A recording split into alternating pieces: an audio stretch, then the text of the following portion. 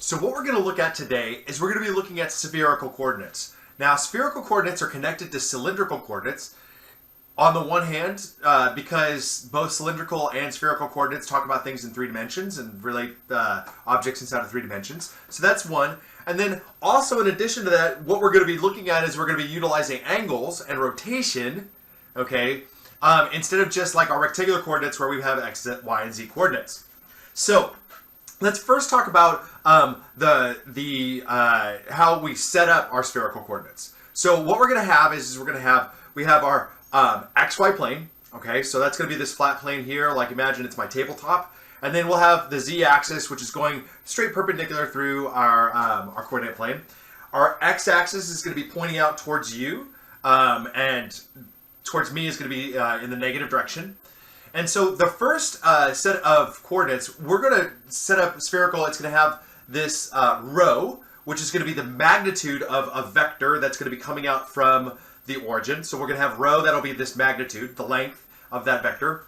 Then we're going to have theta, and theta is going to be exactly the same as it was in cylindrical coordinates. Theta will be from the x-axis, the positive x-axis is 0, and then what we'll do is we'll move counterclockwise, okay, and that represents positive, the positive angle around, right, basically around the z-axis. If we imagine the z-axis is like kind of an axis that we are actually rotating around, all right? And so you can imagine that one full revolution is 2 pi or 360 degrees, depending upon which one you're using, just like we've thought about. And then the third coordinate is phi, and phi is also an angle. You know it's an angle because we're utilizing a Greek letter for it. And what we're going to imagine is we've got the z-axis straight up, and then phi is essentially, we're going to point phi. We're going to start 0 degrees is directly facing upward on the z-axis, and then we're going to rotate downward towards the xy plane, okay? And that will be then the increase of our, that'll be the increase of our angle phi, okay? So we've got 0 degrees phi is pointing straight up, okay? And then as I move downward towards the xy axis would be 90 degrees or pi over 2. Then we can imagine pointing straight downwards would be pi. Then 3 pi over 2 would then be pointing basically in the negative direction. Okay? And then finally, if we end up straight back up, or opposite direction rather, we end up pointing straight back up towards north, and that would end up being 360 degrees or 2 pi. So what you want to imagine is that we've got this rho, and that's a magnitude. And the reason why we call it cylindrical is that if you imagine, if I kind of take all of my values for free, right, and I kind of just spin around, okay, spin around starting at north, all the way down towards the xy plane, and then back up towards north. Or if I move around in my theta direction, okay, right, or I do some combination of all of them, what I'm going to get is I'm actually going to get a sphere. So given a single value of rho, right, like rho equals 4 or whatever, we're going to end up with a sphere of radius 4, for example. Okay? So while in the cylindrical coordinates, if we had r equals 6, we end up with a cylinder with radius 6. In this case, if we have rho equals 6, we're going to end up with a sphere of radius 6. And that's actually why we're going to call it spherical coordinates.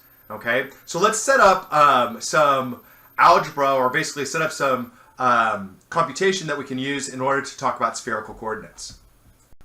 So let's suppose now that what we want to do is we want to start thinking about graphing spherical coordinates. So on the one hand, what we're going to do is we're going to notice that here is our spherical coordinates. It starts out with rho. Rho is going to end up being the magnitude of our vector. But generally when I graph, I start out at theta. And theta is going to be exactly the same as it was in spherical. Okay, so if you kind of think about it from this perspective, we're moving in this direction. Okay, so if I had, this is a vector, for example, here's theta, all right? Here's the x-axis, right? And so this is the positive x-axis, and we move from the positive x-axis towards quadrant 2, then quadrant 3, quadrant 4, right? Going from 0 to 2 pi, okay? Next up, I'm going to think about phi, okay? I'm going to think about phi, and what phi is, right? So due north, straight up, this vector right here, that's going to end up being phi equals 0. Is right here. That's phi equals 0. And then what I'm going to do is I'm going to imagine my vector. And I'm going to draw it here in the xy plane, the yz plane. I'm going to imagine my vector here, and this angle. So if I move downward, okay, from 0 down to down towards either the y-axis or the x-axis or really the xy plane, that's going to end up being my value for phi. And once again, we're going to start out 0. It'll go from 0 to 2 pi. It'll give us a full revolution for phi as well, right? It's just going to go in a different direction. And then finally, if you imagine, right, okay, so I've gone this direction. I've gone theta over, and then I'm going to go down phi. Okay, so if you kind of like, okay, it's going to be right about here in terms of direction. And then the magnitude of this vector, okay, is actually going to be rho. So the length of that vector, the magnitude of that vector is rho. Okay, and that's our length. And so those are the three components. One, we have theta, which actually is kind of that rotation around the z-axis. Okay. Then we have phi, which you can kind of think about it as a rotation around, say, for example, the y-axis, if you wanted to think about it from that perspective. Okay. And then you have rho, which is a magnitude. And those three, phi and theta, will give you your direction, and rho is going to end up giving you your magnitude. So let's imagine imagine graphing one of these. So let's take, for example, we've got 3, 0, pi. Okay, we'll let that be our first example. And so, as I said before, I'm going to start out actually utilizing theta. So I'm going to think about, I've got this vector, and it's going to be 0 degrees off of the x-axis. So at first, I mean, we're going to thinking it's going to be on the x-axis or like on this xz plane. And then we're going to go pi. And so pi, I want to think I'm moving down because I'm on that that x-axis or straight up off that x-axis, and I'm going to go down pi. And so if I think about that, if I go down pi, 1, that's pi over 2, and here's a full pi rotation. So essentially what's happened here is, and I'm just thinking about this in terms of I've got a vector that's doing this.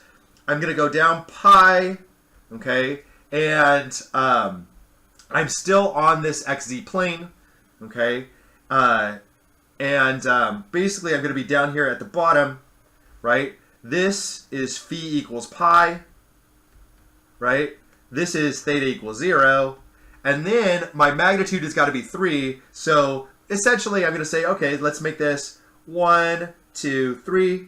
Okay, and there's your magnitude of 3.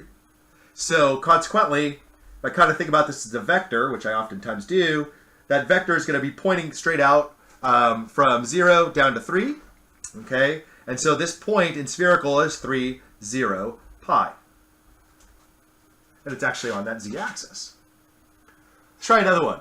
Let's say, for example, I have 1, pi over 6, pi over 6. As I stated before, I want to start with pi over 6. So I'm going to start out at 0, okay, on the 0 axis, and then I'm going to be moving, or I'll start here, basically. I'm going to move pi over 6, so, 30 degrees, somewhere maybe right about in here. Say, for example, it's not going to be perfect, but that's okay. So I'll move my vector in that direction. And then I'm going to start back up here at the up at the z-axis in order to get my phi. My phi of pi over 6 means that I'm going to be moving 60 degrees downward as well. So essentially, I've got to move 60 degrees downward in this direction, right, from where my pi over 6 was in the theta direction. Okay, so there's that. And then I want and then the length of it, so it's going to be moving in this direction here. So that's the direction of the vector. So we now need it to have a length of 1. There's my length of 1. And there we go. And this is then the vector 1, pi over 6, pi over 6. Important piece of information, the length, this magnitude, the magnitude is from 0, 0. So that's actually where we're going to be calculating, or 0, 0, 0, where we're going to be calculating our length from. Let's clean this up a little bit and actually do one more. So now we've got pi over 4. So pi over 4, basically it's going to split the difference. I know it's going to kind of look like a vector that's moving in this direction. So that's pi over 4 from 0. Okay? And then we're going to go pi over 6. So essentially we're coming straight down, right? Kind of straight down in this direction. We're going to come down pi over 6. And so I can kind of imagine that maybe right about here. Okay? So I've gone pi over 4 along the xy axis, or along the xy plane. And then I've got to come down, and this here is pi over 6. And whenever we're drawing it, it doesn't look quite like what we expect. And so now this is the direction that our vector is kind of heading in. And the length of that vector now is going to be 3. Okay, so let's say the magnitude here, magnitude ends up being 3, and there's that magnitude. And so that should kind of give you at least a sense of, to visualize what's happening in spherical. Okay, sometimes spherical can be a little bit tricky to draw, like for example, in this example, don't worry too much about it. You're not going to do a ton of drawing. What we really want to be able to do is just kind of visualize what's happening with spherical coordinates and why something like this might actually be really handy. What we're going to look at now is we're going to actually look at like some different, we're going to look at some functions in spherical to kind of give us an even better sense of what's happening. So what we're going to look at now is what if I have a function of the form, say for example, rho equals 3. Okay, what does that look like? What is that actually going to say? We've seen before in 3 dimensions, if I have z equals something that's a plane, right? That's going to end up being like something parallel to the xy plane. We've seen in cylindrical, if I just have r equals something, I end up with a cylinder. Now, what happens if I have rho equals 3? And we talked a little bit about this. So basically, we're going to be looking at all of the graphs where the distance from 0 to that point, or a point on the graph, is 3. So the distance from 0, 0, 0 to a point on the graph is 3. So if you kind of imagine, we can imagine a circle if we were going, say, for example, all the way through inside of some kind of plane, inside of one of our planes, like, for example, the YZ plane. But then also, if I were on the XY plane, that would also look like something like this, okay? And you can kind of imagine that if you kind of just move the pointer all the way around, doesn't matter where you go, you're going to end up right along that circle, and we're basically going to construct a sphere. In fact, more than basically, that's exactly what it is. So a function in the form of rho equals c is a sphere of radius c. And so that's rho equals c, okay? That's basically it. That gives me a sphere. Now, if we look at another function, in this case, say, for example, theta equals pi over 6, what I want to imagine now is I'm going to create a vector, okay? And the vector, we're going to go over pi over 6 away from x equals 0. But the thing about it that I want to think about is like, okay, not only is it the case that everything's going to have this angle pi over 6, okay? But that those vectors could be of any magnitude because rho is not defined. Okay, and in addition to that, we can actually go up and down away from that z-axis with any feet. And since that's the case, if you kind of think about it, what you're going to end up with is you're going to end up with something that looks like this. That's going to end up being a plane. It's a half plane. Okay, it's a half plane. And that half plane is going to all be at that angle pi over 6. And so that's basically, if we have a function of the form theta equals c, those are going to be a half planes. They touch the z-axis, and they're going to be at the angle of whatever theta is going to be. Let's actually now look at converting rectangular to spherical. So if you remember, this is rectangular to cylindrical. And so we're actually going to use these in order to do our work. Okay? Right? And so we also, if you remember, we also had, okay, we had that r squared is equal to x squared plus y squared. And we also know that tangent of theta is equal to y over x. Okay, so tangent of theta is equal to y over x. So now I want to notice a couple of things about spherical and cylindrical. because it's actually easier to think about this in terms of going from rectangular to cylindrical and then cylindrical to spherical. Okay, so I've got my magnitude of this vector. So the magnitude of this vector, okay, happens to be rho. So there's rho.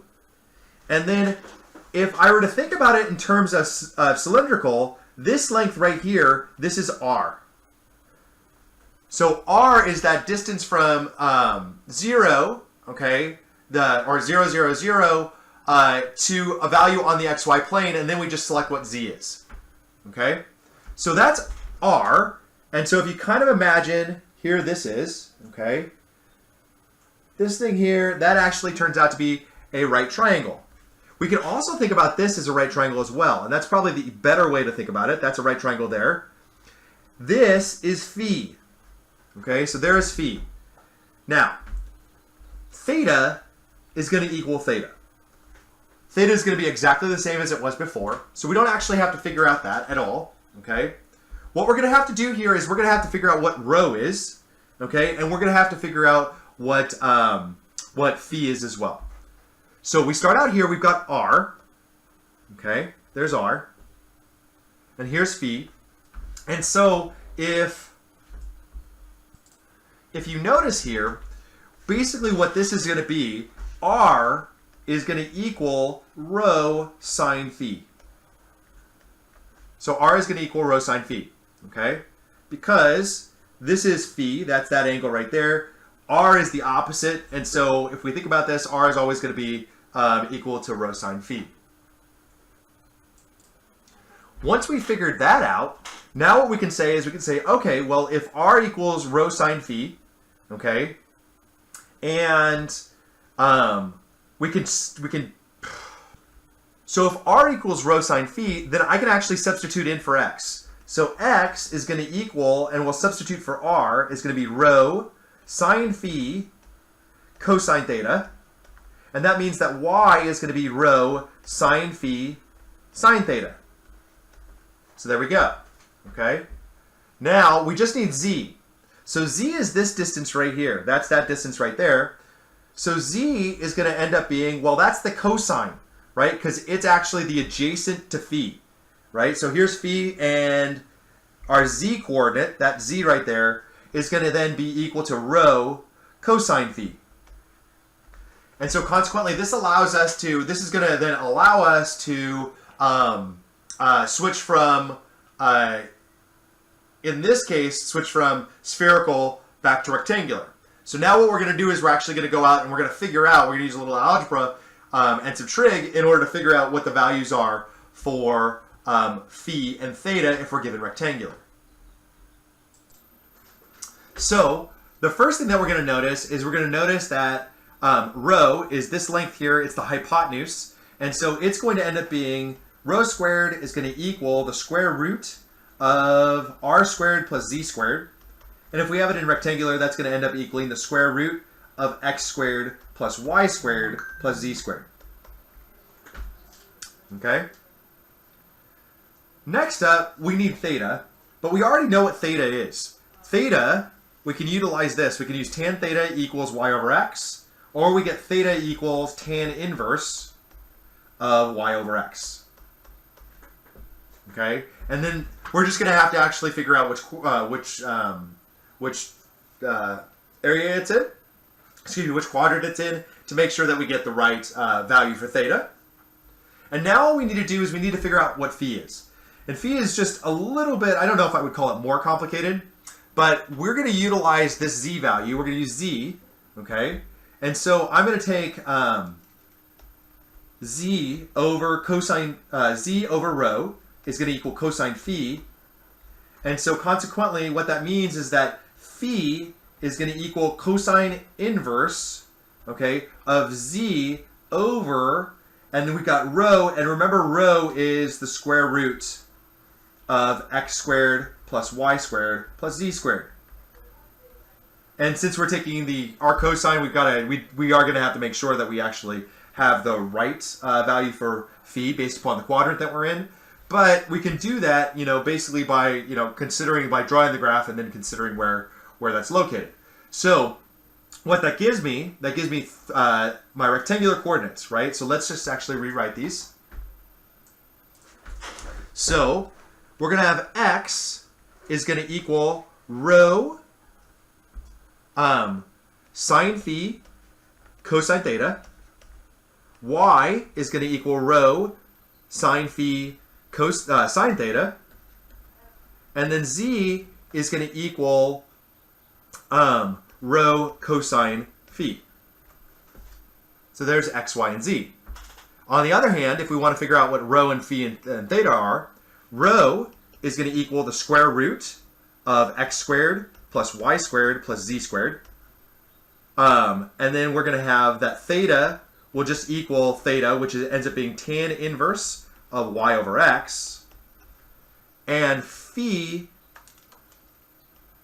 is then going to equal cosine inverse of z over the square root of x squared plus y squared plus z squared.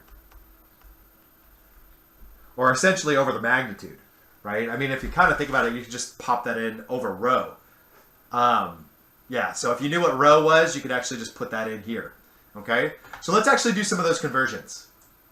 Okay, so let's take a look and let's draw P and Q and then find what their values are in terms of the rectangular and spherical coordinates.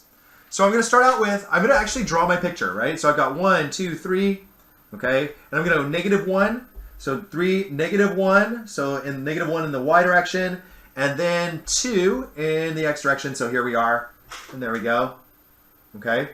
So a couple of things that I want to notice here about this is that theta is in quadrant 4. So I want to say theta is in quadrant 4 for P. But then in terms of its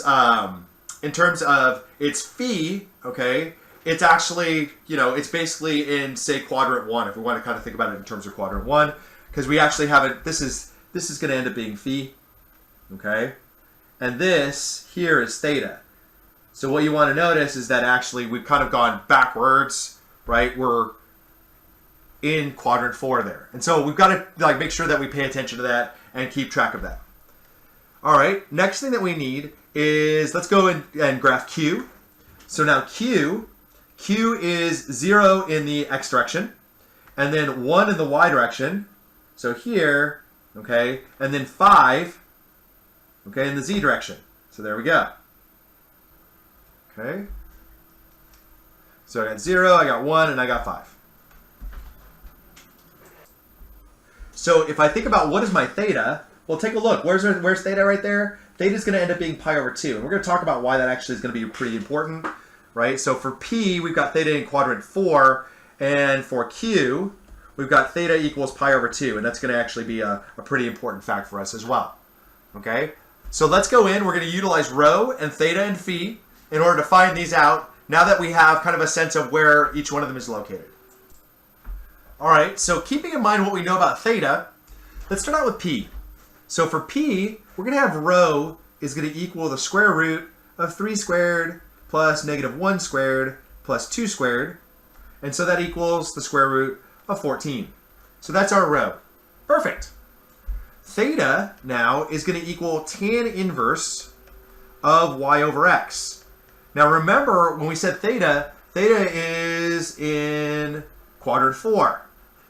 Well, if you think about tangent is going to be defined from -pi over 2 to pi over 2. So it's going to be defined, at least on our calculators, from quadrant 4 to quadrant 1. So I actually can just plug it into the calculator. I don't actually need to change anything. I don't need to add pi in this case. So I'm going to actually utilize that. I'm going to take tan inverse. Okay, and I'm going to write these in radians. So it's tan inverse of, in this case, -1 over 3. And so that ends up equaling, in radians, -0.3218. Okay, and so there's my theta. Now I need to find phi. And if you remember, I showed you that phi, in our case, it's actually going to end up being, it's basically in that kind of like that first quadrant. Okay, or, yeah, because in the first quadrant, it's just coming down a little bit. It's above the xy axis. So phi is going to end up equaling cosine inverse, and it'll be our z coordinate, so that's 2, divided by, and remember I said that this is just rho.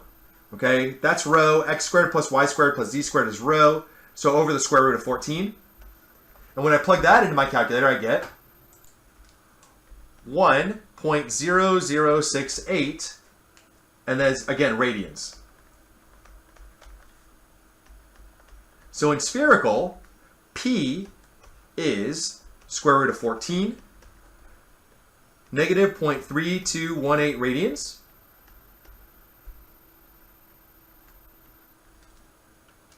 And 1.007 radians for our phi. And those are our spherical coordinates. So these are P. Let's do Q now.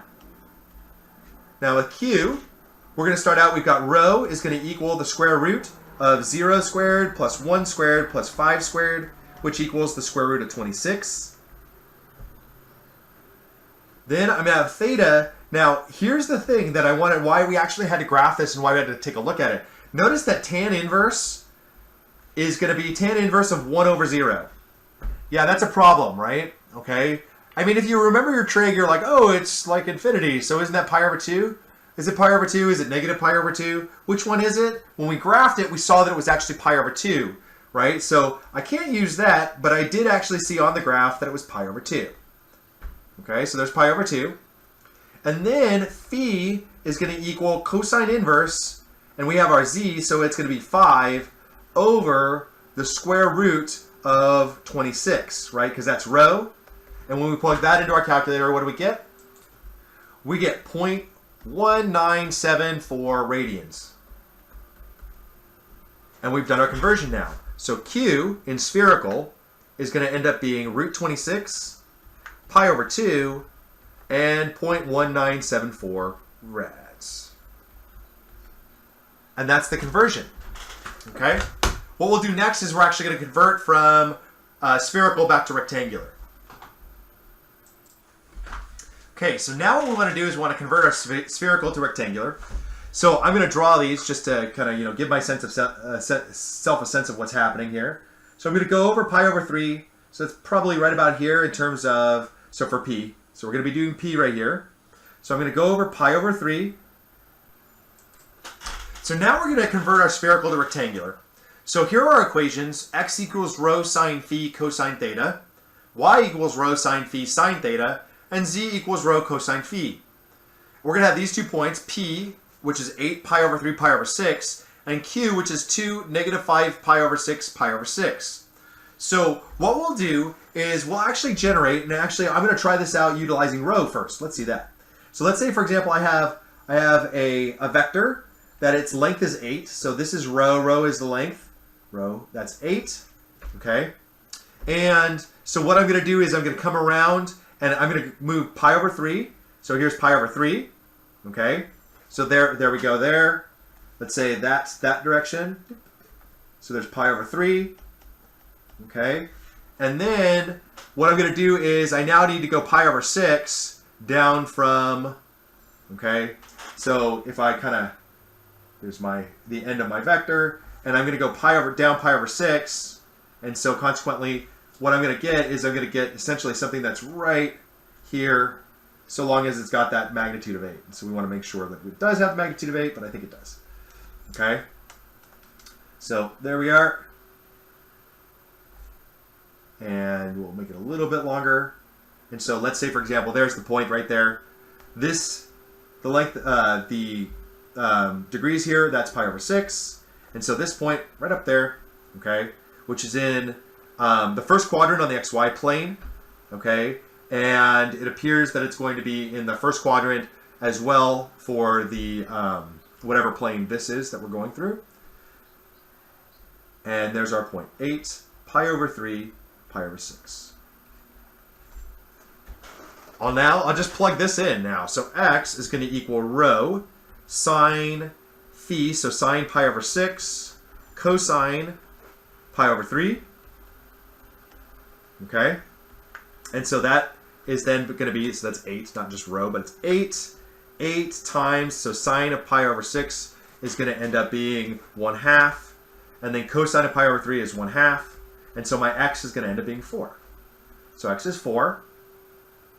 Okay, and that's how far we are in that direction. Y is now 8, and it'll be sine of pi over 6 times sine of pi over 3. And so now in my y direction, I'm going to have 8 times 1/2. And now sine of pi over 3 is going to end up being square root of 3 over 2. So we get 8 root 3 over 4. By the way, this is 2, pardon me. 8 times 1/2 times 1/2 is 2. 8 times 1/2 is 4. Times root 3 over 2 is 2 root 3. And there's my y. And then my z is going to equal 8 times cosine of, and this is phi, so it's going to be cosine of pi over 6. Okay? And so that's going to be 8 times square root of 3 over 2, which is 4 root 3. So p, my vector p, is now going to end up being, in rectangular, will be 2 root 3, 4 root 3. Everything positive. Okay? Great. Now let's take a look at q. Q, okay, and what we'll do now is we'll take this. Q is going to be, it's got a length of 2, so we'll actually imagine, okay, there's my length of 2. Right? That's how long the vector is.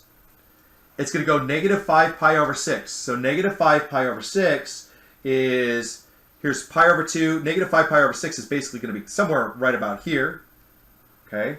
So there's my new point. And then what I'm going to do, I'm going to imagine if I kind of like pull this directly up to the z-axis, and I'm going to move pi over 6. So basically I'm going to go pi over 6. Okay? Except it's going to look, it looks a bit like what the last one did. It's kind of like shadowed behind it. So we'll just imagine it's kind of shadowed behind it. And so we'll say, okay, it's over here. This is going to be end up being 2, negative 5 pi over 6, comma pi over 6. Okay? And so that's basically where it's going to be located, somewhere in that area. So now let's go in and let's in fact figure out what this is in terms of rectangular. So we'll plug this into our equations.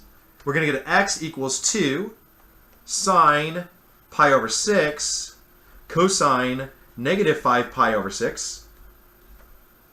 Y will end up equaling 2 sine pi over 6 sine negative 5 pi over 6. And z will end up equaling 2 cosine pi over 6.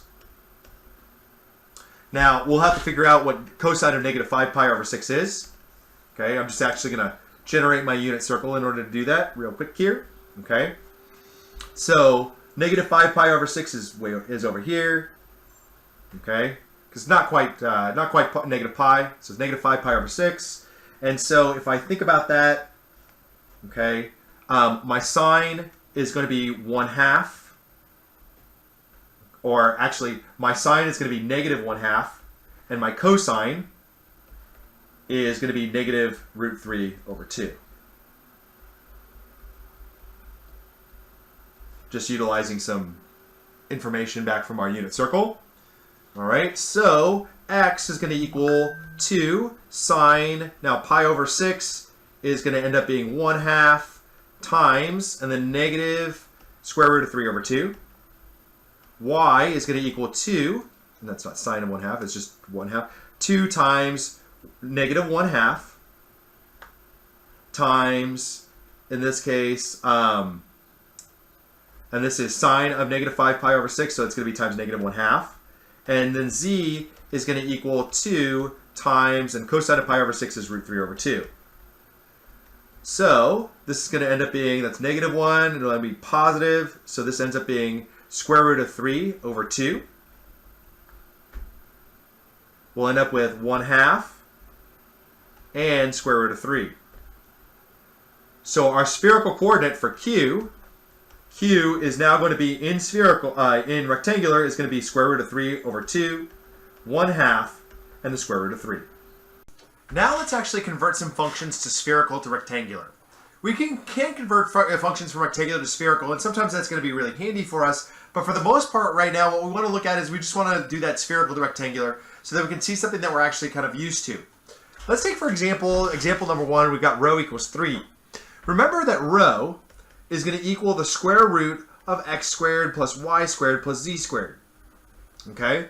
So if I actually plug in that for rho, I get the square root of x squared plus y squared plus z squared, and that's going to equal 3. So now, all I got to do is square both sides. So I square both sides.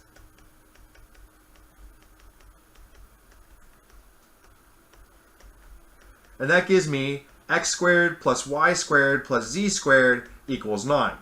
And so what we see here, that's a sphere with radius 3. So that's rho equals 3. Let's say, for example, we take phi now. So I got phi, and so phi is going to equal pi over 3. Okay? Now, you remember that phi, okay, phi was going to equal cosine inverse of z over rho, or z over the square root of x squared plus y squared plus z squared. So what we get here now, when we substitute, we get cosine inverse of z divided by the square root of x squared plus y squared plus z squared equals pi over 3. We'll take the cosine of both sides, so we end up with z over the square root of x squared plus y squared plus z squared is going to equal then cosine pi over 3, which equals 1/2. Now what I'm going to do is I'm going to move over the square root of x squared plus y squared plus z squared. So z will end up equaling then 1/2 the square root of x squared plus y squared plus z squared. And then I'll square both sides. So this gives me z squared equals 1/4 of, and this will be x squared plus y squared plus z squared. What I want to do now is I actually want to go in and I want to isolate z. I'm going to write my function as z equals something, because generally that's, or my equation is z equals something, because that's generally how we write them. And so I'm going to get now z, I'm going to get 4z squared, so I'll multiply by 4 to both sides, is going to equal x squared plus y squared plus z squared. And then what I'll do is I'll subtract over the z squared, so I get 3z squared equals x squared plus y squared.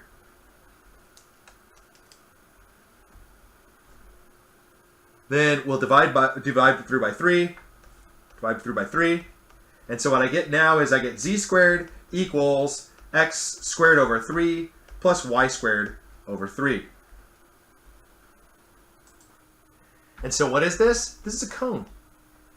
It's a cone, right? Okay. If you kind of look at what's the equation for a cone, we have those quadratic surfaces. It's going to be z squared equals x squared over a squared plus y squared over z squared, or excuse me, y squared over c squared, or b squared.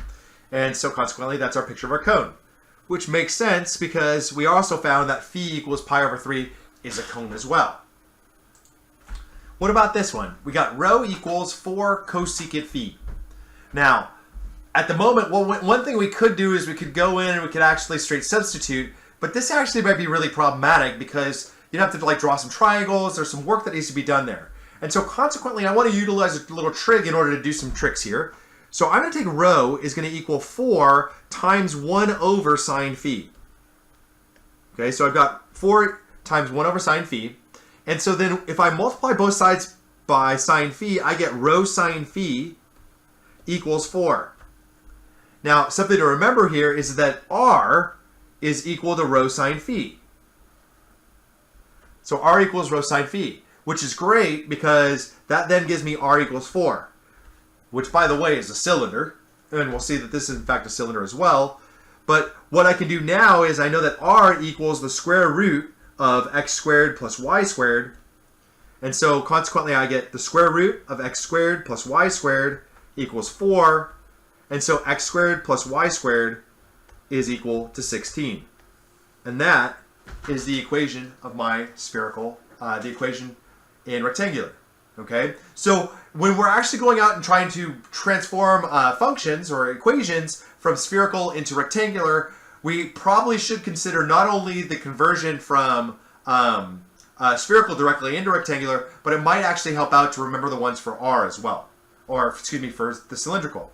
By the way, right, since we're in 3 dimensions, this is a cylinder of radius 4. There's my cylinder of radius 4.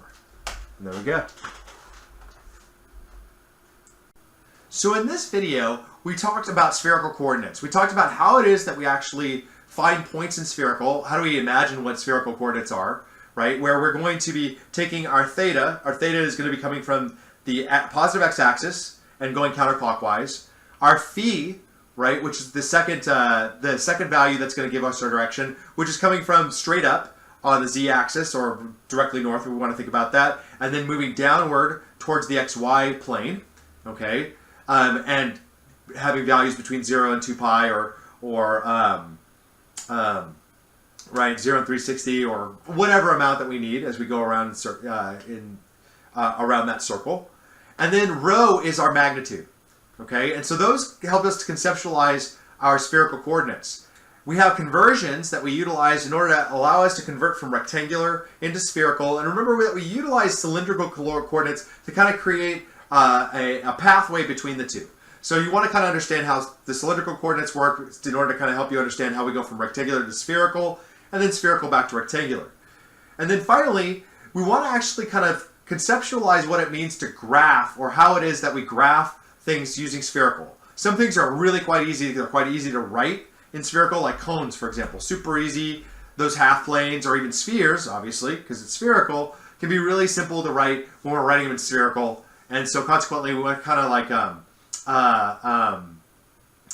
remember that that there are certain times in which that might actually be really handy for us to use them.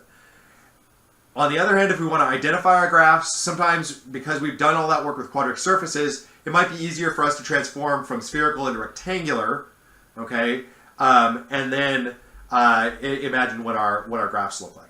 All right, so this finishes this this lecture. Cylindrical and spherical, these two, they kind of go together, and they give us a whole new coordinate system.